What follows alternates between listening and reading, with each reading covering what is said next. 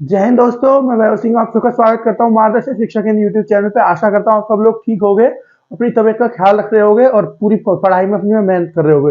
ये जो 2023 में बहुत सारी भर्तियां आने वाली हैं, इसमें तो पूरी मेहनत करिए। ये जो 2023 है, इसमें आपको भर्तियां जो भी आए उनमें से जो आप चाहते हो उसमें आपको जॉब जरूर मिल जाए। ठीक है, तो चलिए शुरू करते हैं आज की वीडियो। और मेरी जो है गला थोड़ा सा बैठा हुआ है, तो इस वजह से आवाज थोड़ी सी हो सकती है ठीक ना आ रही हो, तो प्लीज थोड़ा एडजस्ट कर लीजिएगा। तो चलिए शुरू करते हैं। तो हम इस वीडियो में पढ़ने वाले हैं करंट अपडेट्स मॉर्निंग के 12 फरवरी 2023 के। आज डेट क्या है? 12 फरवरी 2023। तो आज के 12 फरवरी 2023 आज के मॉर्निंग के करंट अपडेट्स पढ़ने वाले हैं, हम सुबह के करंट अपडेट्स पढ़ने वाले हैं। तो पहला पॉइंट क्या है हमारा? पहला न्यूज क्या है? पहली न्यूज है वेटलैंड एक्स सितु कंजर्वेशन एस्टेब्लिशमेंट। तो ये एक वो खोला जा रहा है। ये क्या है आपका? ये एक आपका जू है।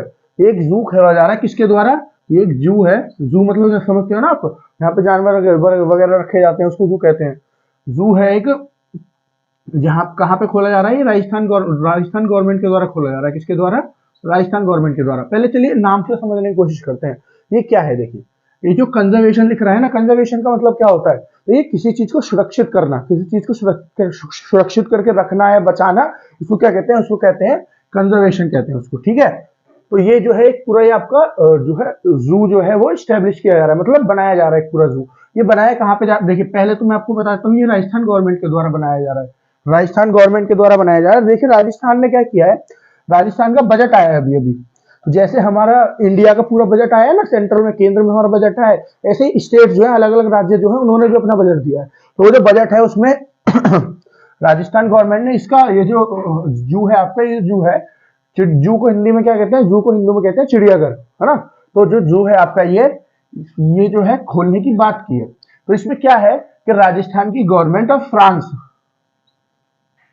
फ्रांस जो देश है, इन दोनों की गवर्नमेंट मिलके और ये जो पूरा प्रोजेक्ट है इसके ऊपर काम करेंगे। ये जो जू है इसके ऊपर काम करेंगे। इसके लिए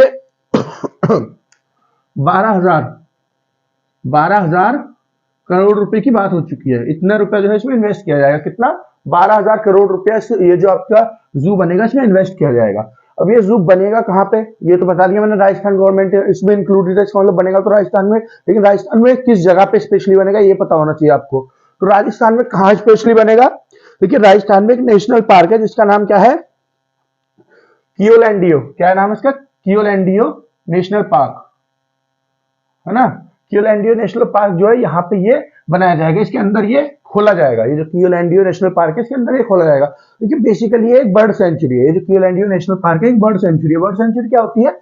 बर्ड सेंचुरी ऐसी कोई जगह होती है जो बहुत पक्षियों के लिए ज्यादा फेमस होती है, जो पक्षियों के लिए ज्यादा फेमस होती है। देखिए बहुत सारे पक्षी ऐसे होते हैं ना, पक्षी जो है एक जगह पे रोकते नहीं है। पक्षी होते हैं, अगर उनको एक जगह पे रोकना है तो आपको पिंजरे में बंद करना होगा।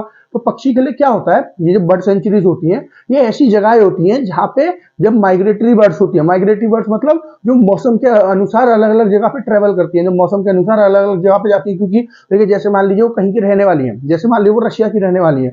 अब रशिया में बहुत ज्यादा सर्दी पड़ी तो वो उड़ के इंडिया में आ जाती हैं। फिर जब यहाँ पे बहुत ज्यादा गर्मी पड़ती है तो उड़ के यहाँ चली जाती है, रशिया में चली जाती हैं। तो मौसम के अनुसार जो अपनी जगह बदलती रहती है उनको बोलते हैं माइग्रेटरी बर्ड्स। ठीक है, माइग्रेशन का मतलब मैंने आपको कई बार बताया है। क्या होता है माइग्रेशन का मतलब? जब मैं कहीं का और रहने वाला हूँ पर कहीं और पे जाकर रहने लगूँ तो मेरे लिए क्या बोलेंगे कि ये उस जगह का रहने वाला था, मतलब उस जगह से माइग्रेट करके यहाँ पे आया है। जैसे मैं दिल्ली का रहने वाला हूँ और मैं मुंबई में जाकर रहने लगूँ तो क्या बोलेंगे कि ये जो है दिल्ली का रहने वाला है, वहां से माइग्रेट करके यहाँ आके रहने लगा मुंबई में।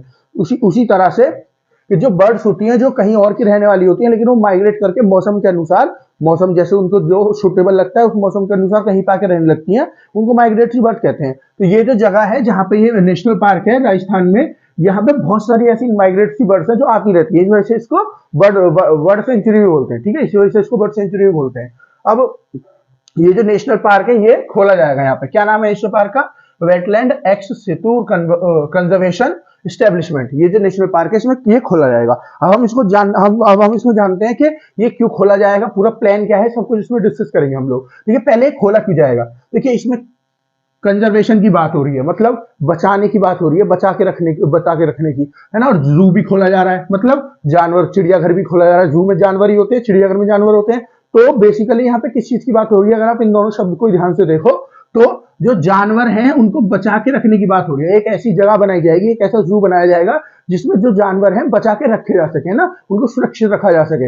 अब कौन से जानवर हैं जिनको सुरक्षित रखना है? तो ऐसे जानवर जो अपनी मतलब खत्म होने की उस पर आ गए बिल्कुल, है ना, जो बिल्कुल एक्सटेंट होने वाले हैं। एक्सटेंट मतलब खत्म होना, तो जो बिल्कुल खत्म होने की कगार पे आ गए, है ना, जो है मतलब किसी भी वजह से जो है वो अपने जो है जी नहीं पा रहे पूरा, है ना, मर जा रहे हैं बहुत ज्यादा, और बिल्कुल जो है अंतिम उस पर आ गए अपनी पे कि अब अगले कुछ सालों में बिल्कुल खत्म हो जाएंगे। तो ऐसे जानवरों को लिया जाएगा और इस जू के अंदर, ये जो चिड़ियाघर है इसके अंदर रखा जाएगा और कोशिश की जाएगी उनको ऐसा इन्वायरमेंट और ऐसा पर्यावरण उनको दिया जाए जैसा उनके लिए सुटेबल है, जैसा उनको चाहिए, जैसे वो रहते हैं। और फिर उनको यहाँ पे ब्रीडिंग करा जाएगी। ब्रीडिंग मतलब जो और ज्यादा बच्चे पैदा करें, अच्छे से रहे, है ना, जितने बच्चे पैदा करेंगे उतनी उनकी आबादी बढ़ेगी, और जितनी आबादी बढ़ेगी उतनी उनकी खत्म होने की संख्या जो मतलब खत्म होंगे नहीं और ज्यादा समय तक जिएंगे। जैसे मैं आपको बताऊं, हम लोगों ने प्रोजेक्ट टाइगर चलाया था, गवर्नमेंट ऑफ इंडिया ने जब जाके 80s में चलाया था, 1980s में। तो प्रोजेक्ट टाइगर में क्या हुआ था? प्रोजेक्ट टाइगर में कि हमारे यहाँ पे टाइगर की संख्या बहुत ज्यादा खत्म होती चली जा रही थी, बंगाल टाइगर जो है। तो गवर्नमेंट ऑफ इंडिया ने क्या किया,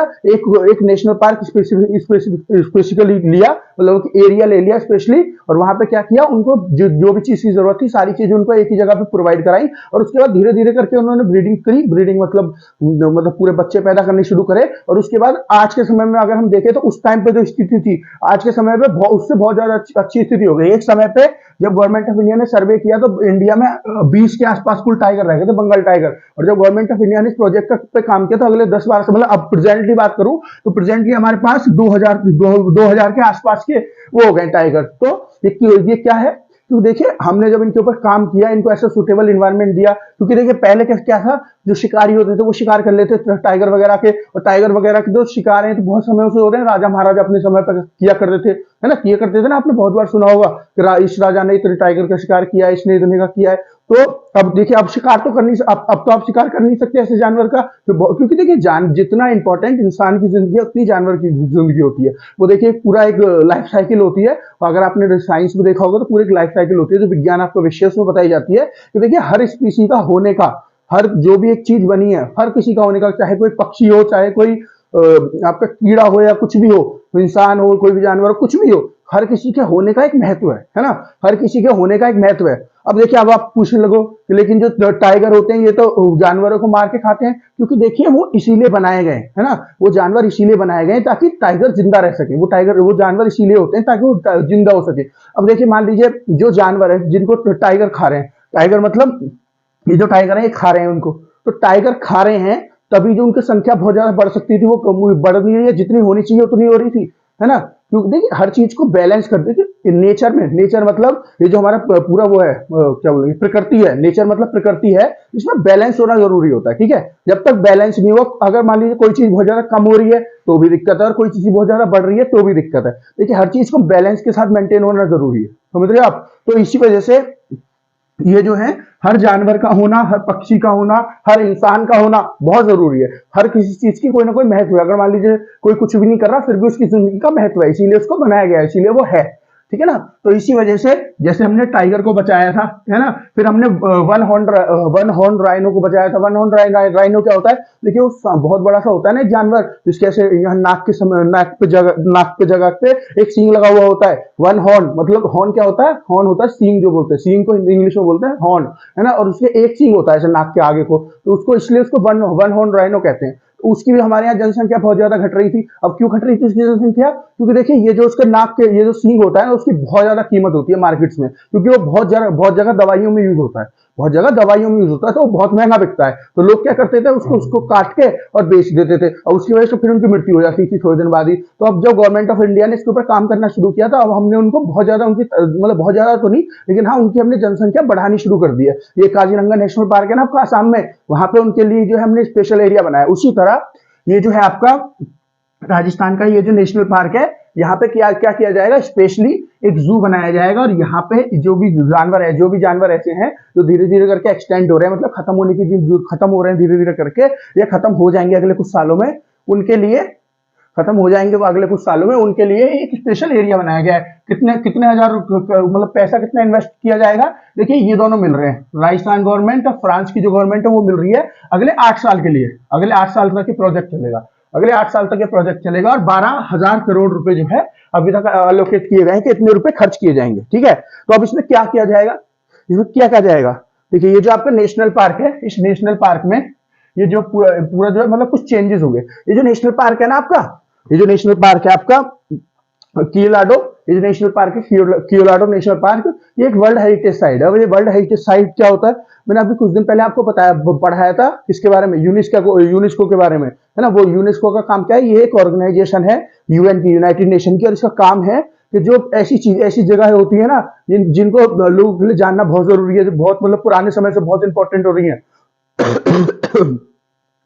वर्ल्ड हेरिटेज मतलब, तो ये वर्ल्ड मतलब तो दुनिया हो गया, और हेरिटेज का मतलब क्या होता है, हेरिटेज का मतलब होता है जो हमको विरासत में मिला है। तो ऐसी चीजें जो हमको विरासत में मिली है और बहुत जरूरी है हमारे लिए सीखने के लिए, आगे के लिए जानने के लिए, ये बहुत जरूरी चीजें हमारे लिए, तो उनको क्या करता है यूनेस्को एक वर्ल्ड हेरिटेज साइट का दर्जा दे देता है। अभी वर्ल्ड हेरिटेज साइट जो है वो अलग अलग फील्ड है, उसके अलग अलग सेक्टर है, उसके हिसाब से देता है। तो ये जो नेशनल पार्क है आपका कियोलाडो, इसको उसने क्या दे रखा है, कियोलाडो, इसको इसने दे रखा है नेशनल पार्क का, नेशनल पार्क जो है उसको वर्ल्ड हेरिटेज साइट का, वो क्योंकि उसको वर्ल्ड हेरिटेज साइट का दर्जा मिल गया ना, अब इसको गवर्नमेंट जो है उनको इसके ऊपर काम करना होगा। मतलब अभी ऐसा नहीं होगा कि कभी भी खत्म हो जाए, अब इसके ऊपर अच्छे से अच्छा ज्यादा से ज्यादा काम करना होगा, क्योंकि ये वर्ल्ड की हेरिटेज हो गई है। अब ये पूरी दुनिया के लिए वो हो गया, क्या हो गया, पूरी दुनिया के लिए, पूरे विश्व के लिए अभी एक आपका विरासत हो गई है। तो इसको संभालने का काम किसका है, जहां पे है ये इंडिया में है तो इंडियन गवर्नमेंट का काम है, राजस्थान गवर्नमेंट का काम है, इंडिया में जो केंद्र में जो भी गवर्नमेंट होगी, है ना, सेंट्रल गवर्नमेंट होगी, उसका काम है। समझ रहे हो। तो ये आपका एक ये आपका एक वर्ल्ड हेरिटेज साइट है ना। तो ये क्या है, ये पुराने जमाने से बात करूं मैं इसकी, अगर पुराने जमाने से बात करूं ना, तो ये बहुत ज्यादा फेमस था। किस लिए, यहाँ पे क्या होता था, शिकार किए जाते थे, अलग अलग देशों से राजा आया करते थे। जैसे मान लीजिए अगर मैं आपको बताऊं, अफगानिस्तान से राजा आया करते थे, वो स्पेशली आके यहाँ पे शिकार करते थे। मंगोलिया से राजा आया करते थे, वो आज स्पेशली आके यहाँ पे शिकार किया करते थे। तो तुर्कमेनिस्तान से आया करते थे, तुर्कमेनिस्तान से आया करते थे, चाइना से आया करते थे। तो दूर दूर देशों से राजा आया करते थे यहाँ पे, ये जो नेशनल पार्क है, और यहाँ पे आके यहाँ पे शिकार किया करते थे। इसी वजह से इसको वर्ल्ड हेरिटेज साइट का दर्जा मिला हुआ है, क्योंकि बहुत पुराने समय से है यहाँ पे जो नेशनल पार्क है ना। तो यहाँ पे क्या किया जाएगा, राजस्थान गवर्नमेंट द्वारा कुछ चेंजेस किए जाएंगे, है ना। अब चेंजेस कैसे किए जाएंगे, क्योंकि देखो अगर आपको एक जू बनाना है तो जो आप जानवर रखोगे उनके हिसाब से यहाँ पे चीजें होनी चाहिए। जैसे सबसे स्पेशल जानवर जो यहाँ पे रखा जा रहा है, स्पेशल का मतलब जिसमें सबसे ज्यादा फोकस होगा, वो कौन सा जानवर होगा, वो होगा आपका डॉल्फिन। और ये डॉल्फिन भी कहा कि गंगेटिक डॉल्फिन। गंगेटिक डॉल्फिन मतलब जो गंगा नदी है ना, हमारी सबसे पवित्र नदी हम बोलते हैं गंगा नदी, तो जो गंगा नदी है उसमें जो डॉल्फिन मिलती है, डॉल्फिन जो मछली है वो मिलती है ना। अब देखिए गंगा नदी में क्या है, बहुत ज्यादा पॉल्यूशन हो गया है ना, बहुत ज्यादा जो है प्रदूषण हो रहा है गंगा नदी में, है ना। तो उसकी वजह से क्या है, ये जो आपकी डॉल्फिन है ये वहां पे बहुत कम दिखती है, पहले नॉर्मली दिख जाती थी, अब जो है कुछ ही एरियाज में दिखती है। तो क्या कर रही है गवर्नमेंट, राजस्थान गवर्नमेंट क्या करेगी, डॉल्फिन को लेके वहां से और एक पूरा एक एक्वेरियम बनाएगी। एक्वेरियम मतलब वो बहुत बड़ा पानी का सा एरिया बनाएगी, ठीक है, और उसमें इन डॉल्फिन को रखेगी। इनको जिस जिस एनवायरमेंट की जिस जिस चीज की जरूरत है वो यहाँ पे इनको प्रोवाइड की जाएगी और उनको रखेगी। तो ये जो है आपका एक्वेरियम जो है ये भी बनाना पड़ेगा, है ना, एक्वेरियम जो है ये बनाना पड़ेगा। तो ये ऐसे हो गया। और भी जैसे जो भी जानवर है उसके हिसाब से जिसकी फैसिलिटी की जरूरत है वो सब बनाई जाएंगी। अब मान लीजिए वेटरनरी जो है, वेटरनरी डॉक्टर, मेडिसिन के लिए डॉक्टर भी चाहिए। अभी वेटरनरी क्या होते हैं, वेटरनरी डॉक्टर कौन से होते हैं, वेटरनरी डॉक्टर होते हैं जो जानवरों के डॉक्टर होते हैं ना, उनको वेटरनरी डॉक्टर बोलते हैं। तो जब आप पूरा का पूरा एक जू बनाओगे और ऐसे ऐसे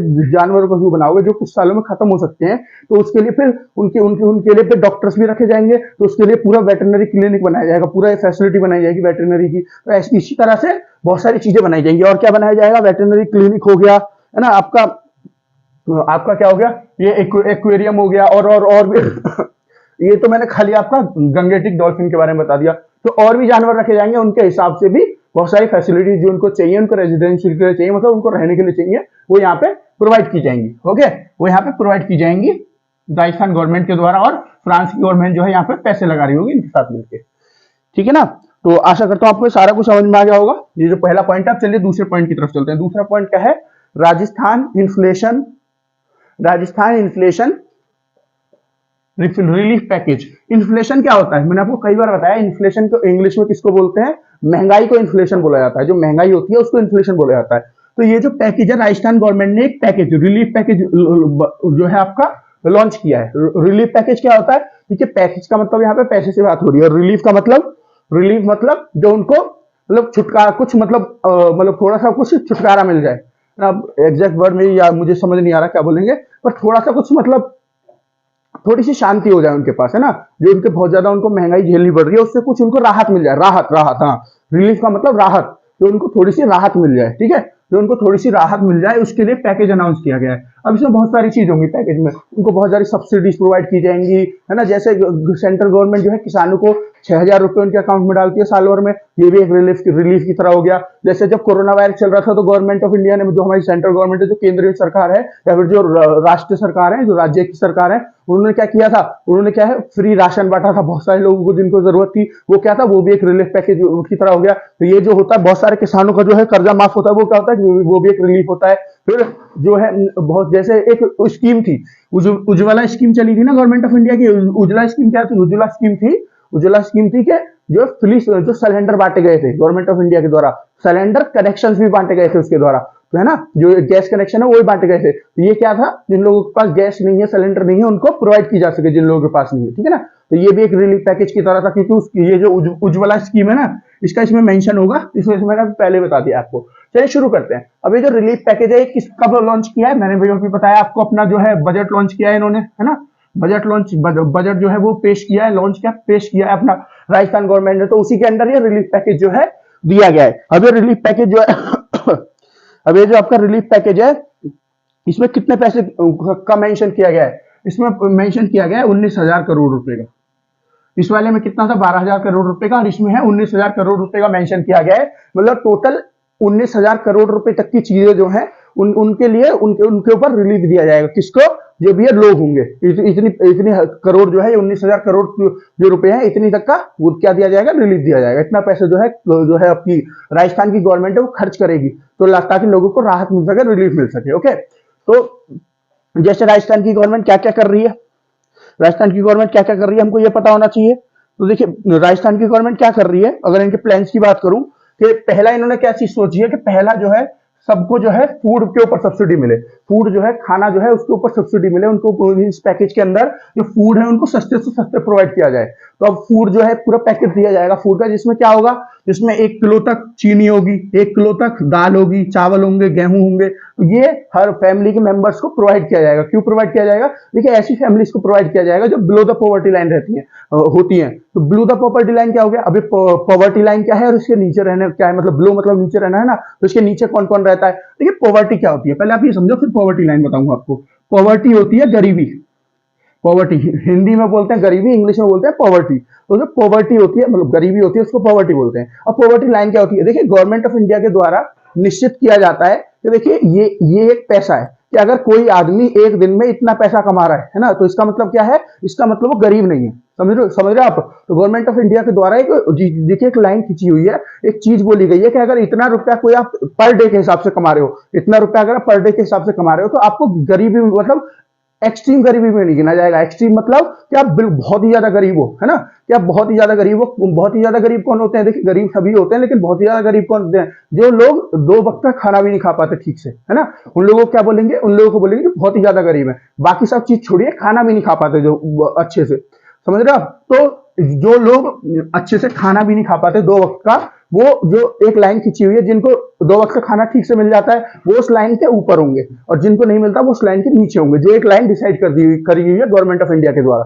तो जो उस लाइन को क्या बोलते हैं, उस लाइन को बोलते हैं पॉवर्टी लाइन। तो उस पॉवर्टी लाइन के जो लोग नीचे होंगे, उन लोगों को ये जो पैकेज है खाने वाला है प्रोवाइड किया जाएगा। किसके द्वारा, राजस्थान गवर्नमेंट के द्वारा, जिसमें चीनी होगी 1 किलो के आसपास, 1 किलो ही होगी आसपास का, 1 किलो चीनी होगी, है ना, 1 किलो आपकी दाल होंगी, चावल होंगे, गेहूं होंगे, आटा होगा, ये सब चीजें उसको प्रोवाइड की जाएंगी, ताकि उनको अपना जो खाना है वो मिल सके समय से, है ना, उनका जो खाना है उनके परिवार के जो भी लोग हैं उनको मिल सके समय से। ठीक है, एक तो ये हो गया। फिर मैंने आपको बताया था ये उज्ज्वला स्कीम का बारे में, इनको क्या प्रोवाइड किया जाएगा, इनको एलपीजी सिलेंडर्स प्रोवाइड किए जाएंगे। एलपीजी सिलेंडर कौन से होते हैं, एलपीजी की फुल फॉर्म होती है लिक्विफाइड पेट्रोलियम गैस। ये कौन सी गैस होती है, लिक्विफाइड पेट्रोलियम गैस, ये गैस होती है आपकी जो हमारे घरों में यूज होती है, जो हमारे घरों में इस्तेमाल करते हैं हम, ये वाली गैस होती है आपकी लिक्विफाइड पेट्रोलियम गैस। जो ये लाल वाले सिलेंडर आते हैं ना, जो हमारे घरों में यूज होते हैं, इनके अंदर जो गैस भरी हुई होती है वो होती है लिक्विफाइड पेट्रोलियम गैस या फिर एलपीजी। तो ये 2 तरह की हो गई है, एक होती है सीएनजी जो गाड़ियों के अंदर डलवाई जाती है ना, वो होती है कंप्रेस्ड नेचुरल गैस। और ये जो होती है आपकी, ये जो होती है एलपीजी, ये क्या होती है आपकी, ये होती है लिक्विफाइड पेट्रोलियम गैस। ये इसका नाम जो है लिक्विफाइड पेट्रोलियम गैस कैसे पड़ा, देखिए जो ये मैंने आपको कई बार बताया है कि क्रूड ऑयल कच्चा तेल जो हम बाहर से लेके आते हैं, इसको बहुत सारी चीजों में बांटा जाता है, जैसे पेट्रोल बनता है ना, डीजल बनता है, और भी बहुत सारी चीजें बनती है, तो एलपीजी भी उसी से बनती है ना। पर जो वो वाली गैस होती है तो गाड़ियों में पड़ती है, सीएनजी कंप्रेस नेचुरल गैस, वो क्या होती है, वो नेचुरल गैस से बनती है। जो नेचुरल गैस होती है, नेचुरल गैस जो निकलती है उसको कंप्रेस करके, कंप्रेस का मतलब दबा देना, बिल्कुल दबा देते हैं ना उसको, उसको क्या बोलते हैं, उसको उसके बाद वो बन जाती है सीएनजी। ठीक है, तो जो हमारे घरों में यूज होती है वो होती है एलपीजी, लिक्विफाइड पेट्रोलियम गैस। तो इसके जो सिलेंडर, मतलब जो सिलेंडर है वो लाल वाले सिलेंडर जो होते हैं वो बांटे जाएंगे किसके द्वारा, वो बांटे जाएंगे आपके इनके द्वारा, राजस्थान गवर्नमेंट के द्वारा। ठीक है ना, उज्ज्वला स्कीम के अंडर वो बांटे जाएंगे, और जो पॉवर्टी लाइन से नीचे लोगों को बांटे जाएंगे। और फिर जो मतलब एक बार बांट दिए और उसके बाद क्या, एक बार बांट दिए तो खत्म भी तो होंगे, फिर उनको भरवाने पड़ेंगे, तो क्या फायदा, फिर उनको जो है रिलीफ भी दिया जाएगा। किस चीज का रिलीफ, कि वो अपने सिलेंडर को 500 रुपए प्रति महीने के उसमें भरवा सकते, प्रति महीना बोल रहा हूँ मैं, मतलब जब भी भरवाएंगे, एक बार दो बार, जब भी मतलब वो उनको 500 रुपए में वो अपना सिलेंडर दोबारा से रिफिल करा सकते हैं। रिफिल मतलब दोबारा से भरवा सकते हैं। तो सिलेंडर भरवाते हैं जैसे हम लोग भी भरवाते हैं। हम लोग को कितना, वो आजकल तो 1090 के आसपास हो गया है शायद, मतलब 1100 के आसपास है कुल मिला के। तो इन लोगों को 500 रुपए में वो सिलेंडर ये भरवा सकते हैं अपना। ठीक है, ये किसके अंदर है, ये आ गया आपका उज्ज्वला स्कीम के अंदर। हाँ, एक चीज और रह गई, एक पॉइंट और रह गया, ये जो आपका फूड, ये जो फूड वाला पैकेज जो ये जो फूड वाला पैकेज अनाउंस किया है ना राजस्थान गवर्नमेंट ने, ये किसके अंदर अनाउंस किया है, ये गवर्नमेंट ऑफ इंडिया की एक स्कीम है, national food security act, national food security act, ये इसके अंडर है। और ये जो उज्ज्वला स्कीम है सेंट्रल गवर्नमेंट की, इसके अंडर है। ओके, ये जो एलपीजी वाला, ये जो एलपीजी के जो सिलेंडर बांटे जाएंगे, और जो गैस है 500 रुपए तक की मिल जाएगी। फिर और क्या रिलीफ पैकेज दिया है, ये मैं आपको इंपॉर्टेंट पॉइंट बता रहा हूँ, सारे नहीं बता रहा, जो इंपॉर्टेंट आपके पास है ना।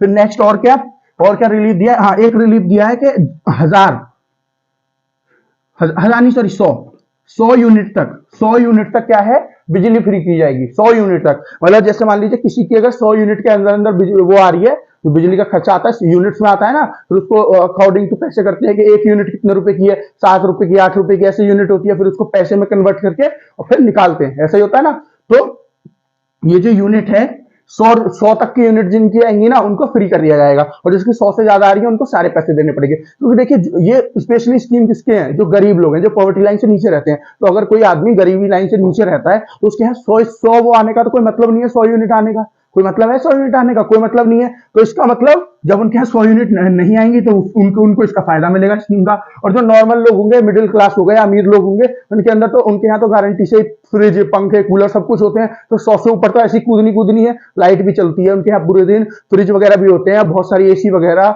या कूलर भी होते हैं, है ना। गरीब लोगों के यहाँ थोड़ी मिलेंगे आपको एसी कूलर वगैरह, तो उनके यहाँ तो 1000 तक पहुंचने का कोई मतलब नहीं है। लेकिन जो ठीक ठाक फैमिली होती है, फिर अमीर लोग होते हैं, उनके यहाँ आपको मिलेंगे, तो उनके यहाँ 100 से ऊपर कूद जाएगी। तो जिनके यहाँ अगर 100 से ऊपर कूद गई तो उनको पूरा देना पड़ेगा। लेकिन किसी की अगर 100 से नीचे है ना, तो उनको सारी माफ कर दी जाएगी। ये जो है पहले भी ये स्कीम जो है, पहला एक रिलीफ पैकेज चल रहा था लास्ट ईयर का, जो लास्ट ईयर आपका वो लॉन्च हुआ था, जो आपका ये पेश किया गया था बजट, उसमें जो था, उसमें ये 50 यूनिट तक का था। अब इसको 100 यूनिट कर दिया है। ठीक है, अब इसको 100 यूनिट कर दिया गया है। और क्या स्कीम लॉन्च की है, एक स्कीम और लॉन्च की है इन्होंने, एक स्कीम लॉन्च की है जिसका नाम है चिरंजीवी स्वास्थ्य बीमा योजना। क्या, चिरंजीवी स्वास्थ्य बीमा योजना, चिरंजीवी स्वास्थ्य बीमा योजना। इसके अंदर क्या है, बीमा, दूसरा वाला भी होगा, चिरंजीवी स्वास्थ्य बीमा योजना। इसके अंदर क्या होगा, इस स्कीम के अंदर क्या है कि राजस्थान की गवर्नमेंट जो है ये इंश्योरेंस प्रोवाइड कराएगी। कैसा इंश्योरेंस, यहाँ पे बात हो रही है आपकी, जो आपका हेल्थ इंश्योरेंस है, उसकी हेल्थ इंश्योरेंस जो है वो प्रोवाइड किया जाएगा राजस्थान गवर्नमेंट के द्वारा। अब हेल्थ इंश्योरेंस में इसमें क्या होगा, ये देखिए, ये हेल्थ इंश्योरेंस गवर्नमेंट, ये जो आपकी गवर्नमेंट ऑफ राजस्थान है 2021 में से लॉन्च कर रखा है ना। 2021 में जो बजट आया था इनका, जब से लॉन्च किया हुआ है ना। पर ये जो इसका कवर था ना, मतलब इंश्योरेंस में क्या होता है, हेल्थ इंश्योरेंस की अगर पार्टिकुलरली बात करें, वैसे तो सारे इंश्योरेंस में एक ही जैसा काम होता है, लेकिन हेल्थ इंश्योरेंस की यहाँ पे मेंशन है, तो हम हेल्थ इंश्योरेंस की बात करते हैं कि क्या होगा। आपने हेल्थ इंश्योरेंस कराया, मान लीजिए आपने 10 लाख का हेल्थ इंश्योरेंस कराया, 5 लाख का कराया, 5 लाख का कराया जैसे आपने, तो जब आपको इलाज कराने जाओगे ना, तो आपके जो पैसे होंगे 5 लाख तक के रुपए खर्च हुए होंगे, तो जहां से आपने इंश्योरेंस कराया होगा, आप अपने वहां पेपर सबमिट करोगे और वो आपके 5 लाख रुपए आपके जमा कर देंगे। अब वो 2-3 तरीके से होते हैं। कुछ लोग ऐसे होते हैं कि जो है, जब आपका इलाज चल रहा होगा पहले ही आपको दे देंगे 5 लाख रुपए, मतलब वो वहां पे जमा कर देंगे वो 5 लाख रुपए हॉस्पिटल में। या फिर कुछ ऐसे होते हैं जो आप पहले पूरा खर्चा उठा लो, उसके बाद सब बिल बन जाएंगे, उसके बाद आप सबमिट करोगे, जब आपके अकाउंट में वो पैसे आ जाएंगे। कुछ ऐसे होते हैं, ये अलग अलग प्रकार के होते हैं, लेकिन इंश्योरेंस का काम यही है कि वो आपको पैसे प्रोवाइड कराएंगे आपकी मदद करवाएंगे जब आपको जरूरत हो। यही इंश्योरेंस का यही काम होता है। अब आदमी के पास एक साथ इतने रुपए नहीं होते तो क्या करता है, वो इंश्योरेंस करवा लिया और महीने दर महीने, जैसे मान लो 5 लाख का इंश्योरेंस करवा दिया तो वो महीने दर महीने थोड़े थोड़े थोड़े थोड़े पैसे जो बटे हुए होते हैं वो जमा करता रहता है। फिर जब जरूरत पड़ेगी आपको तो वो आपके 5 लाख रुपए एक साथ आपको प्रोवाइड करा देंगे। ठीक है, जब आपको जरूरत होगी, किसी ऐसी जरूरत पड़ गई, मान लीजिए किसी का चोट लग गई, कोई इलाज हो रहा है, कोई परेशानी है हॉस्पिटल में, तो उसके लिए। तो ये जो इंश्योरेंस था 2021 में जब लॉन्च किया गया तो इसको 10 लाख का रखा गया था। ये जो राजस्थान की गवर्नमेंट है इसने इसको 10 लाख का रखा था, तो अब इसको 10 लाख से बढ़ा के 25 लाख का कर दिया है। क्योंकि जो भी इंश्योरेंस यहाँ पे कराएगा उसको 10 लाख, पहले तो 10 लाख का पैकेज मिलता था उसको, 10 लाख तक के जो भी उसके एक्सपेंसेस आएंगे, मतलब जो भी खर्चा होगा उसको उसको रिलीफ दिया जाएगा, राहत दी जाएगी। लेकिन अब इसको 10 लाख से बढ़ा के 25 लाख कर दिया है। ओके, तो ये कुछ है जो इन्होंने, ये जो रिलीफ पैकेज लॉन्च किया है, इसके अंदर ये जो रिलीफ पैकेज है लोगों के लिए लॉन्च किया है, इसके अंदर ये कुछ फैसिलिटीज उनको, ये जो है कुछ राहत, ये कुछ रिलीफ उनको प्रोवाइड किए जाएंगे। किसको? जो भी राजस्थान के लोग हैं उनको। ओके, तो ऐसा क्यों, देखिए अब ऐसा क्यों किया है, देखिए अपने लोगों के लिए किया है। देखिए दूसरा एक कारण ये भी है कि दिसंबर 2023 में, अब कौन सी साल चल रही है, 2023 ही चल रही है, तो इसमें एंड में दिसंबर 2023 में इलेक्शन भी आने वाले हैं, राजस्थान में इलेक्शन भी आने वाले हैं। हालांकि जो है जो भी सरकार होती है अपनी अपने लोगों के लिए करती है, अपने जो राज्य होता है उसके लिए, पर फिर भी एक ये भी थोड़ा सा मेंशन में कर देता हूं कि 2023 दिसंबर में जो है इलेक्शन भी आने वाले हैं। तो यहाँ पे कांग्रेस की सरकार है, यहाँ पे किसकी सरकार है आपकी? राजस्थान में। राजस्थान का सीएम कौन है, मुख्यमंत्री कौन है? अशोक गहलोत जी। अशोक गहलोत जी है राजस्थान के सीएम। सीएम मतलब चीफ मिनिस्टर, हिंदी में बोले तो मुख्यमंत्री। ये कौन सी पार्टी से बिलोंग करते हैं अशोक गहलोत जी? अशोक गहलोत जी आपके बिलोंग करते हैं आपके कांग्रेस से। ठीक है ना, तो कांग्रेस की सरकार है कहां पे? आपके राजस्थान में। और 2023 दिसंबर में यहाँ पे इलेक्शन आने वाले हैं और यहाँ के चीफ मिनिस्टर कौन है? अशोक गहलोत। चलिए नेक्स्ट देखते हैं। नेक्स्ट न्यूज क्या है? थर्ड न्यूज है आपकी, drug maker Pfizer limited appoints Meenakshi Naveta to lead Indian business. तो देखिए ये एक कंपनी है जिसका नाम क्या है? Pfizer limited. ये ड्रग मेकर क्या है? ड्रग मेकर मतलब क्या होता है? देखिए ड्रग मेकर बोलते हैं, ड्रग क्या होता है? ड्रग बेसिकली दवाई होती है, ये वो वाला ड्रग नहीं है, उसको ड्रग्स बोलते हैं, ये ड्रग है। ड्रग मतलब क्या होता है? ड्रग मतलब होता है दवाइयां जो होती हैं, जो भी दवाइयां होती हैं इन सबको एक साथ क्या बोल देते हैं? ड्रग। तो जो ड्रग मेकर है मतलब दवाई बनाने वाली कंपनी है, इनको फार्मास्यूटिकल कंपनी भी बोल देते हैं। जो फार्मास्यूटिकल लिखा होता तो उसका मतलब भी क्या होता है कि दवाई बनाने वाली कंपनी है ना। देखिए फार्मास्यूटिकल का मतलब क्या हो गया? दवाई बनाने वाली। ऐसी कोई भी कंपनी जो दवाई बनाए, है ना, या फिर ऐसा कोई भी मेडिकल इक्विपमेंट बनाए जिसकी जरूरत पड़े डॉक्टर्स वगैरह को, जैसे सीजर्स होती हैं या बहुत सारी चीजें होती है ना डॉक्टरिंग की, तो है ना, जैसे बेड्स होते हैं, स्ट्रेचर्स होते हैं, ये सब जो होते हैं। तो जो ऐसी कोई भी चीज जो ग्लूकोज चढ़ाने वाला वो होता है ना, बड़ा सा डंडा सा होता है, तो ऐसे ये जो होते हैं, ये सब चीजें जो है जो बनाता है उसको फार्मास्यूटिकल या ड्रग मेकर कंपनी बोलते हैं। तो ये ड्रग मेकर कंपनी है आपकी कौन सी? Pfizer limited. कहाँ की कंपनी है? ये आपकी यूके की कंपनी है। एक आपको फाइजर मिलेगी यूएसए में, उसका बहुत बड़ा नाम है, वो ये इतनी बड़ी नहीं है, लेकिन जो फाइजर यूएसए वाली है वो बहुत बड़ी है। उसी की ब्रांच मान लीजिए आप इसको, एक ये उसी की ब्रांच है जो यूके में है ना। ये फाइजर वाली जो है ये यूके में है। उसकी ब्रांच तो बेसिकली नहीं है तो उससे अलग, पर उससे छोटी है। ब्रांच नहीं है, सॉरी ब्रांच नहीं, गलत बोल दिया मैंने। वो उसकी ब्रांच नहीं है, वो फाइजर अलग है, यूएसए वाली, अमेरिका वाली, और ये फाइजर अलग है। तो इसमें मीनाक्षी जी जो है, ये मीनाक्षी नेवतिया, हाँ मीनाक्षी नेवतिया जो है, इनको लीड करने के लिए चुना है इंडियन बिजनेस का। इनको क्या चुन लिया है? इनको इन्होंने एडिशनल डायरेक्टर और एमडी चुन लिया है। एमडी मतलब मैनेजिंग डायरेक्टर चुन लिया है। तो ये इनका क्या काम होगा? इनका काम होगा कि जो बिजनेस, जो इनका इंडिया में बिजनेस चलता है, जो फाइजर है, जो इसका इंडिया में बिजनेस चलता है ना, जो इंडिया में इनकी जो ब्रांच है उसको जो हेड करेंगी वो करेंगी ये मीनाक्षी नेवतिया जी, ये इसको हेड करेंगे। ओके, तो इन्होंने किसको हटाया है? जब ये बनी होंगी तो इनसे पहले कोई और होगा। इनसे पहले थे एस श्रीधर। कौन थे इससे पहले? इनसे पहले थे एस श्रीधर, जिनको इन्होंने रिप्लेस किया है। ठीक है, एस श्रीधर। और बाकी इसमें और कुछ जानने वाला है नहीं, ये जान लीजिए बस कि मीनाक्षी नेवतिया जो है ये नई हेड होंगी यहाँ की, एडिशनल डायरेक्टर और मैनेजिंग डायरेक्टर होंगी यहाँ की। फिर कहाँ की? इंडियन बिजनेस का फाइजर लिमिटेड की जो है। और फाइजर लिमिटेड कहाँ की कंपनी है? यूके की कंपनी है। फिर और क्या पूछ सकते हैं? और पूछ सकते हैं बनी कब थी?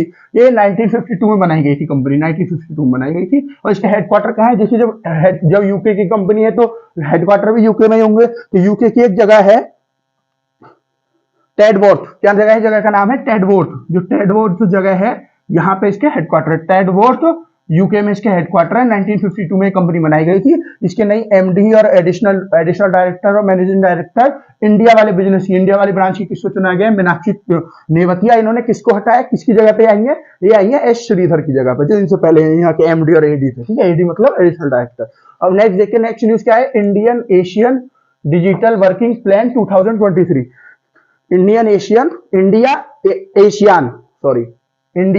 ASEAN digital working plan 2023। तो देखिए एशियान के बारे में पहले हमको पता होना चाहिए। देखिए एशियान के बारे में ना मेरा एक पूरा डिटेल लेक्चर है। अगर आपको एशियान के बारे में नहीं पता कुछ भी, अगर आपको कुछ भी नहीं पता, ये समझ लीजिए नाम ही पहली बार सुना है एशियान का, तो आपको क्या करना है, ये एक इंटरनेशनल ऑर्गेनाइजेशन है, मैं ऐसी बताता हूँ, अंतरराष्ट्रीय संगठन है। आपको मेरी एक प्लेलिस्ट मिलेगी आपको वर्ल्ड ऑर्गेनाइजेशन के नाम से, इसी चैनल पे मार्गदर्शन शिक्षा केंद्र पे मैंने वहां पे जो भी अंतरराष्ट्रीय संगठन होते हैं ना बहुत सारे, उनमें से बहुत सारों के बारे में बता दिया, और अभी बहुत सारे उनके बारे में बताऊंगा, क्योंकि थोड़ा टाइम की दिक्कत हो रही है, उसकी वजह से क्या है पिछले कुछ दिनों से उसकी वीडियो नहीं आई है, लेकिन इस हफ्ते में उसकी वीडियो आएंगी, दो तीन वीडियो आती रहेंगी उसकी, ताकि मैं सारी जितनी भी अंतरराष्ट्रीय ऑर्गेनाइजेशन है उसको कवर कर सकूं। देखिए क्योंकि क्या होता है कि जब हम ये न्यूज कवर कर रहे हैं जैसे इसमें, तो रोज कोई ना कोई जो अंतरराष्ट्रीय ऑर्गेनाइजेशन है, कोई भी अंतरराष्ट्रीय संगठन है, उसका जिक्र होता ही होता है। अब मैं यहाँ पे उसको समझाने बैठ जाऊं ना, तो पूरा उसी के बारे में एक स्पेशल लेक्चर बन सकता है 1-1.5 घंटे का। तो इस वजह से मैंने उनके लिए स्पेशल एक लेक्चर पूरी सीरीज बनाई हुई है, जहां पे मैं ये अंतरराष्ट्रीय संगठन जो है, इंटरनेशनल ऑर्गेनाइजेशन जो है, इनके बारे में समझा रहा हूँ धीरे धीरे। क्यों? क्योंकि देखिए यहाँ पे मेंशन होगी, मैं आपको हल्की सी ग्लिम्स दे दूंगा, उसकी ग्लिम्स मतलब हल्का सा, बहुत हल्का सा उसके बारे में बता दूंगा, जितने की यहाँ पे जरूरत है उतना यहाँ पे बता दूंगा। और मैंने आपको बता दिया, ये आपको वर्ल्ड ऑर्गेनाइजेशन की प्लेलिस्ट में जाना है, ये वीडियो देखने के बाद वर्ल्ड ऑर्गेनाइजेशन वाली जो प्लेलिस्ट है उसमें जाना है, और आपको डिटेल्ड वहां से इसके बारे में समझ लेना है, ताकि जो भी मैं पॉइंट यहाँ पे बताऊंगा आप समझ पाओ कि हाँ जी उनकी क्या इंपॉर्टेंस है ना, उन पॉइंट्स की क्या इंपॉर्टेंस है आप समझ पाओ। इसी वजह से आपको वहां जाके फिर इनके बारे में देखना होगा। यहाँ पे मैं आपको थोड़ा सा ग्लिम्स दे दूंगा, थोड़ा सा इनके बारे में आपको बता दूंगा, ठीक है, ताकि आपको आइडिया लग जाए कि क्यों इंडिया के साथ इन्होंने कोई डील किया है, जैसे यहाँ पे एशियन ने की है तो क्यों डील कर रही है, क्या जरूरत है, ये सब, और इसके बारे में डिटेल जानना है, और इंडिया के और इसके रिश्ते कैसे हैं, और इंडिया के इसके साथ संबंध कैसे हैं, क्या है इसकी पूरी हिस्ट्री, क्या है एशियन की, सारा कुछ मैंने वहां समझा रखा है। वर्ल्ड ऑर्गेनाइजेशन के नाम से आपको पूरी प्ले लिस्ट मिलेगी, उसमें मैंने एशियन जो है कवर कर रखा है, ए से लेके बिल्कुल जीरो से लेके और बिल्कुल एंड तक, बिल्कुल एक एक चीज मैंने उसको कवर कर रखी है इसकी, ठीक है। तो चलिए शुरू करते हैं। India ASEAN digital working plan 2023। तो इंडिया और एशियान जो है इन्होंने एक वर्किंग मतलब डिजिटल वर्किंग प्लान बनाया, इन्होंने एक वर्किंग प्लान बनाया 2023 के लिए। तो मैं आपको एशियान की फुल फॉर्म तो कम से कम बता ही देता हूं, है ना, एशियान की जो है वो फुल फॉर्म तो कम से कम बता ही देता हूं। एशियान की फुल फॉर्म है association of south east Asian Nations, ठीक है, association of south east Asian nation, ठीक है। इसका मतलब क्या है, ये एक एसोसिएशन है, मतलब संगठन है साउथ ईस्ट एशिया के जो कंट्रीज है उनका, साउथ ईस्ट एशिया की कंट्री जो है उनका। अब जैसे मैं आपको मैप में हल्का सा दिखाऊं, हाँ देखिए ये पूरा भारत है, ये पूरा भारत है। तो इस भारत से इधर जो भी कंट्री है ना, इधर ये जो कंट्री है ना, जो भी इधर की साइड नीचे होंगी भारत से, यहाँ पे ये सारी कंट्री बोली जाती है नॉर्थ ईस्ट वाली, नॉर्थ ईस्ट नहीं, साउथ ईस्ट वाली, नॉर्थ ईस्ट नहीं साउथ ईस्ट, क्योंकि जहां पे भारत आता है उसको एशिया जो महाद्वीप है उसका कौन सा इलाका बोला जाता है, उसको बोला जाता है इलाका साउथ एशिया। जहां पे भारत आता है, भारत हो गया, पाकिस्तान हो गया, और कौन सा आपका श्रीलंका हो गया, श्रीलंका हो गया, भूटान हो गया, बांग्लादेश हो गया, मालदीव हो गया, ये वाला जो एरिया इसको बोला जाता है साउथ एशिया, मतलब एशिया का दक्षिणी इलाका। तो दक्षिणी इलाका जो है एशिया का वो, और इस दक्षिणी इलाके के जो साइड में वो क्या है, वो है आपका साउथ ईस्ट एशिया, है ना, साउथ ईस्ट एशिया उसको बोलते हैं। जहां पे कौन कौन सी कंट्री आती है, जहां पे आपकी कंट्री, हाँ जहां पे कंट्री आती है ना, जो भी कंट्री आएंगी मैं आपको बताऊंगा कौन कौन सी कंट्री आती है, वो सब कंट्रीज ने मिलकर एक संगठन बना रखा है जिसका नाम है एशियन। फुल फॉर्म क्या है एशियन की, association of south east Asian nation, ठीक है। नेशन का मतलब कंट्रीज, नेशन का मतलब कंट्री होता है, ठीक है। तो अब हम जानते हैं कि इस ग्रुप में कंट्री कौन कौन सी आती है। देखिए इस ग्रुप में पूरी 10 कंट्री आती है, कितनी 10 कंट्री आती है, ठीक है। मैं अभी थोड़ा थोड़ा आपको इसीलिए ग्लिम्स दे रहा हूं, फिर मैं आपको ये न्यूज जो है वो समझा दूंगा, ठीक है। अब ये 10 कंट्री कौन कौन सी आती है, देखिए अगर इंडिया के नॉर्थ ईस्ट में हम जाना शुरू करें तो बिल्कुल नॉर्थ ईस्ट वाला जो इलाका है, नॉर्थ ईस्ट इलाका जहां पे इंडिया का खत्म होता है, मतलब नागालैंड अरुणाचल प्रदेश, ये वाला जो बॉर्डर है हमारा, हाँ नागालैंड अरुणाचल प्रदेश वाला, इसके बगल में कौन सी कंट्री आती है, इसके बिल्कुल बगल में आती है म्यांमार। तो म्यांमार से शुरू हो जाते हैं इसके मेंबर, ठीक है। तो इसके मेंबर कौन कौन से हो, इसके मेंबर जैसे मैंने म्यांमार आपको बता दिया, और कंबोडिया, देखिए कहां यहाँ नीचे दिख रहा है, हाँ दिख रहा है। तो देखो म्यांमार मैंने आपको बता दिया, है ना, म्यांमार के बाद कंबोडिया, म्यांमार कंबोडिया, उसके बाद म्यांमार कंबोडिया, उसके बाद फिर ब्रुनई, ब्रुनई यहाँ पे कंट्री पड़ती है, तो ब्रुनई हो गई। ब्रुनई के बाद इंडोनेशिया, ये जकार्ता सुमात्रा आइलैंड है जहाँ पे, है ना, इंडोनेशिया, जहां पे G20 की मीटिंग हुई थी लास्ट ईयर वाली, 2022 वाली। इंडोनेशिया, इंडोनेशिया के बाद लेओस, लेओस एक कंट्री यहाँ पे आती है, और मलेशिया हो गई यहाँ पे आती है, मलेशिया हो गई, लेओस हो गई, फिर उसके बाद फिलीपींस हो गई, फिलीपींस यहाँ पे आती है, सिंगापुर भी यहाँ पे ही आती है, फिलीपींस हो गई, सिंगापुर हो गई, फिर उसके बाद थाईलैंड हो गई, और फिर उसके बाद वियतनाम हो गई। तो हो गए सारे, देख लो एक बार, 1 2 3 4 5 6 7 8 9 10, हाँ ये 10 मेंबर हैं इसके, जो इसके मेंबर्स हैं, जो इसके सदस्य हैं। कौन कौन से आपके, M A for Malaysia, Malaysia sorry M A for Myanmar, Myanmar से शुरू की थी ना हमने, तो Myanmar, Cambodia, Brunei, Indonesia, Laos, Malaysia, Philippines, और आपका सिंगापुर, थाईलैंड, वियतनाम, ये इसके 10 के 10 मेंबर्स हैं। ठीक है, अब क्या समझिए, इन सब कंट्रीज ने मिलकर ये ग्रुप बना रखा है, क्योंकि देखिए छोटी छोटी, बहुत छोटी छोटी कंट्री है, बहुत छोटी छोटी आबादी है, तो एक ये अलग अलग कुछ नहीं कर पा रही थी किसी भी देश के साथ, है ना, अंतरराष्ट्रीय मतलब इंटरनेशनली कुछ कर नहीं पा रही थी, तो इन सब ने एक ग्रुप बना लिया। अब इस ग्रुप की बहुत ज्यादा अहमियत है। ठीक है, अब आप ये समझिए बहुत सारी अहमियत है बिजनेस वगैरह इन सब के लिए। ठीक है, बाकी अब जाकर उस वीडियो को देखिएगा, जो वर्ल्ड ऑर्गेनाइजेशन वाली प्लेलिस्ट है उसमें आपको मिल जाएगी, और आप समझ जाओगे एशियन के बारे में। मैं समझाने रहूंगा, बहुत टाइम लग जाएगा उसमें। फिर क्या है, इंडिया ने एशियन कंट्रीज के साथ ये डिजिटल वर्किंग प्लान बनाया है 2023 में। इन दोनों की मीटिंग हुई थी, और मीटिंग में इन्होंने डिसाइड किया कि जो डिजिटल है ना, मतलब जो भी ये टेक्नोलॉजी से रिलेटेड चीजें हैं, इनके ऊपर हम काम करेंगे। अब क्या क्या काम करेंगे, देखिए इंडिया को आप जानते हो डिजिटली आईटी के सेक्टर में इंडिया बहुत आगे है। आईटी मतलब इंफॉर्मेशन टेक्नोलॉजी के सेक्टर में डिजिटल इंडिया बहुत आगे चल रहा है, हर किसी कंट्री से, इवन यूएस वगैरह से भी बहुत सारी चीजों में टेक्नोलॉजी के मामले में थोड़ा सा पीछे भी है, लेकिन इंडिया को ओवरऑल बहुत आगे माना जाता है टेक्नोलॉजी के मामले में।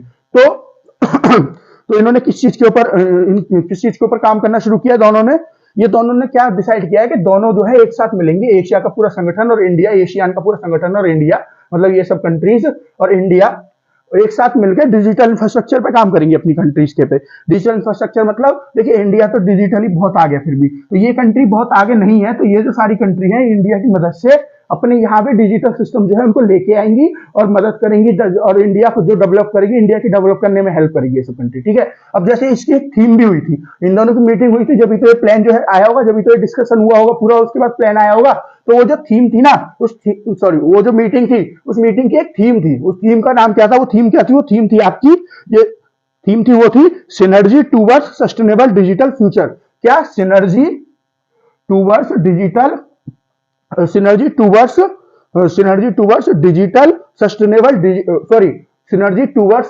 Sustainable digital future.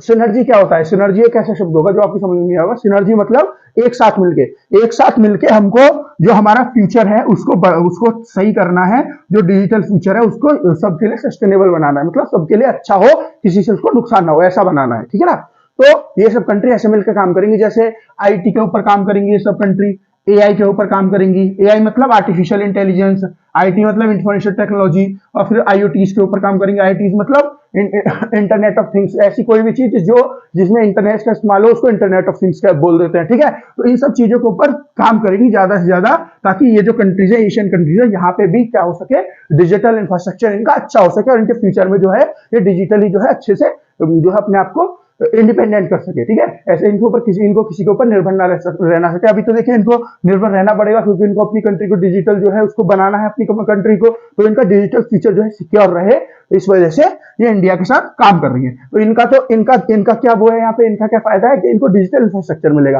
पर इंडिया का भी तो कोई फायदा होगा इसमें, जब भी तो इंडिया डील कर रहा होगा, ऐसी फालतू में तो कर नहीं रहा होगा। देखिए इंडिया क्या क्या फायदा है, मैंने अभी आपको क्या बताया, मैप आपको दिखाया जब कि इंडिया का ये जो नॉर्थ ईस्ट वाला इलाका है, ये जो आपका नागालैंड वगैरह वाला इलाका है ना, ये नॉर्थ ईस्ट वाला जो इलाका है इंडिया का, यहाँ पे नागालैंड है ना, अरुणाचल प्रदेश, मेघालय, त्रिपुरा, है ना, ये सब जो वो आते हैं, मेघालय, त्रिपुरा, मणिपुर, है ना, मिजोरम, ये सब जहाँ पे आसाम, ये सब जो स्टेट्स आती हैं हमारा, क्योंकि देखिए ये जो भी ये देश पड़ते हैं कहाँ पे पड़ते हैं, ये इसके इधर पड़ते हैं, मैंने आपको बताया इसके ईस्ट में पड़ते हैं, ये जो हमारा नॉर्थ ईस्ट वाला इलाका है इसके ईस्ट में पड़ते हैं, ये सब जो देश पड़ते हैं साउथ ईस्ट में।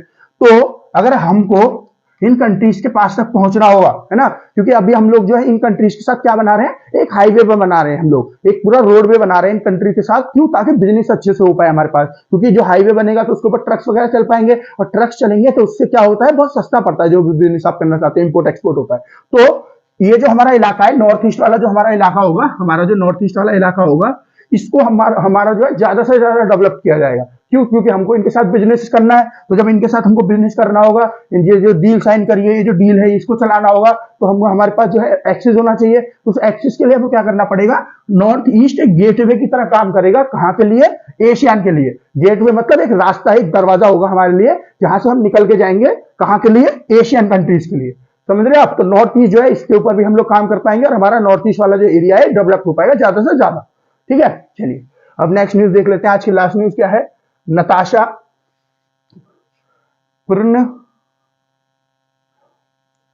प्रणयगयम, आई एम सॉरी अगर प्रोनाउंसिएशन में गड़बड़ हो रही हो, क्योंकि मेरे पढ़ने में ये नहीं आ रहा है। तो एक बार फिर से देखते हैं।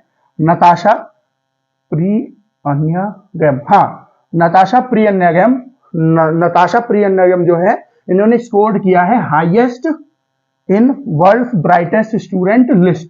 तो देखिए ये देखिए यूएसए में रहती है, ये इंडियन अमेरिकन है। इंडियन अमेरिकन मतलब भारतीय मूल की लेकिन अमेरिका की नागरिक है ना, अमेरिका की रहने वाली। तो इनके पापा मम्मी या फिर दादा दादी के में से कोई इनका क्या होगा? इंडिया का रहने वाला होगा। तो इन्होंने क्या किया है, इन्होंने ये जो है, ये जो आपका वर्ल्ड्स ब्राइटेस्ट स्टूडेंट का जो एग्जाम होता है उसमें स्कोर किया है सबसे हाईएस्ट स्कोर, मतलब सबसे टॉप आई है उसमें।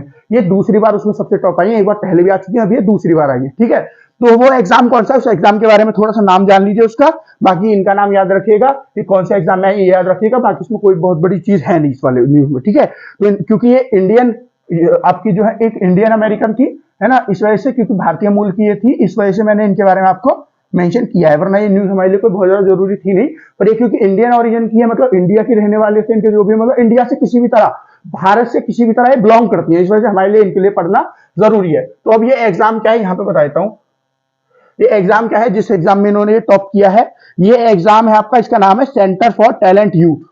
क्या? Centre for talent youth. ये जो एग्जाम है ना, ये 76 कंट्री के स्टूडेंट देते हैं, करीबन 1500 के आसपास स्टूडेंट देते हैं, 1500 प्लस ही देते हैं। 1500 से 1600 के बीच में एग्जाम दिया जाता है, जो बच्चे देते हैं 1500 से 1600 के बीच में, और 76 कंट्रीज के वो देते हैं ये। और इसका पता है सक्सेस रेट कितना है? कुल 37% इसका सक्सेस रेट है, इस एग्जाम का सक्सेस रेट। मतलब जो पास होते हैं, इसमें टॉप की बात नहीं कर रहा मैं, जो पास होते हैं, ये तो टॉप आई हैं, ये तो हाईएस्ट स्कोरर हैं, और ये पूरी दुनिया के लिए होता है, इसलिए इसको वर्ल्ड ब्राइटेस्ट स्टूडेंट बोला गया है इनको। ठीक है ना, तो ये जो मैंने आपको बताया ये तो फर्स्ट ही है, लेकिन कुल 27% तो ऐसे हैं जो पास होने की जो नंबर होते हैं वो ला पाते हैं। ठीक है ना, तो ओवरऑल जितने भी बच्चे देते हैं 1500 के आसपास बच्चे देते हैं 76 कंट्री से, तो ये 76 कंट्री से 1500 के आसपास स्टूडेंट देते हैं, तो कुल 27% है जो पास कर पाते हैं इसको। बाकी जो अच्छे नंबर लाते हैं वो तो अलग, वो तो हो गए ऊपर में है ना, लेकिन जो पास हो पाते हैं, तो इसका मतलब क्या है, बहुत टफ एग्जाम है, बहुत हार्ड एग्जाम है। ठीक है, तो उसी में ये कौन है आपकी, ये जो नताशा जी है आपकी, ये फर्स्ट आई है पूरी दुनिया में, इस वजह से इनको क्या बोला गया है, वर्ल्ड ब्राइटेस्ट स्टूडेंट। ब्राइटेस्ट मतलब सबसे ज्यादा होशियार। ठीक है, इनको बोला गया है। ठीक है, तो फ्रेंड्स आज के लिए इतना ही। एक बार पूरा बोर्ड देख लीजिए, आशा करता हूं आपको सारा कुछ समझ में आया होगा। तो दोस्तों आशा करता हूं आपको सारा कुछ समझ में आया होगा, और आई एम रियली सॉरी क्योंकि मेरी वॉइस आज ठीक नहीं है, गला थोड़ा बैठा हुआ है, उसके लिए आई एम रियली सॉरी। तो प्लीज थोड़ा सा एडजस्ट कर लीजिएगा। बाकी 1-2 दिन में गला जैसे सही होता है तो आवाज फिर नॉर्मल ऐसी हो जाएगी जैसी थी। ठीक है, आपको अच्छे समझ में भी आ जाएगा, और आशा करता हूं मैंने पूरी कोशिश करी है जितने अच्छे से बोल सकता था बोल के, कि आपको सारा कुछ समझ में आ जाए। फिर भी अगर आपको कुछ समझ नहीं आया तो आप कमेंट सेक्शन में कमेंट करके पूछ सकते हैं कि सर हमारी ये समझ में नहीं आया। मैं कोशिश करूंगा आज शाम वाली जो वीडियो होगी आपको उसमें समझा दूं, या तो आज शाम वाली में नहीं समझा पाया तो कल सुबह वाली जो होगी उसमें समझा दूं। इसीलिए आपकी कल सुबह वीडियो नहीं आई थी, क्योंकि कल मेरे गले से बिल्कुल आवाज नहीं निकल रही थी। फिर शाम को थोड़ा ठीक हुआ, इसलिए मैंने शाम को वीडियो बना दी, और अभी थोड़ा इंप्रूवमेंट की तरफ चल रहा है, तो अभी भी वीडियो अभी आएगी। ठीक है, कल सुबह नहीं आ पाई थी, क्योंकि गला बिल्कुल, जैसे मैं सुबह उठा सो के तो बिल्कुल आवाज निकल ही नहीं रही थी मेरी, इस वजह से मैं वीडियो में जाऊं भी और फिर बोल ना पाऊं तो कोई फायदा नहीं है ना। तो इस वजह से मैंने इसलिए छुट्टी के लिए डाल दिया था शाम को ही। ठीक है, तो सॉरी, हाँ शाम को ही डाल दिया था मैंने, रात को लेट नाइट डाला था, क्योंकि रात को ही परेशानी, बहुत ज्यादा दर्द था मेरे गले में, इस वजह से डाल दिया था रात को ही, और सुबह को तो फिर बिल्कुल आवाज ही नहीं आ रही थी। ठीक है, तो आज के लिए इतना ही। आशा करता हूँ आपने थोड़ा एडजस्ट कर लिया होगा, आपको समझ में आ गया होगा। नहीं आया तो कमेंट सेक्शन में कमेंट करके पूछ सकते हैं आप। तो आज के लिए इतना ही। हमारे जो चैनल है मार्गदर्शन शिक्षा केंद्र, उसको सब्सक्राइब करें, हमारी वीडियो से ज्यादा लाइक करें, ज्यादा से ज्यादा शेयर करें, और हमको सपोर्ट करें, और हम भी आपके ऐसे सपोर्ट करते रहेंगे। हम भी आपके लिए ऐसे ही नए टॉपिक से वीडियो लाते रहेंगे, और आपको पूरा करंट से पूरा अपडेट रखेंगे। ठीक है, करंट जो होगा आपका, जो भी करंट में न्यूज चल रही होगी उसको आपका पूरा अपडेट रखेंगे। ठीक है, तो आज के लिए इतना ही। मिलते हैं आपसे आज शाम की करंट अपडेट्स की वीडियो में, तब तक के लिए दीजिए हमको इजाजत, और धन्यवाद।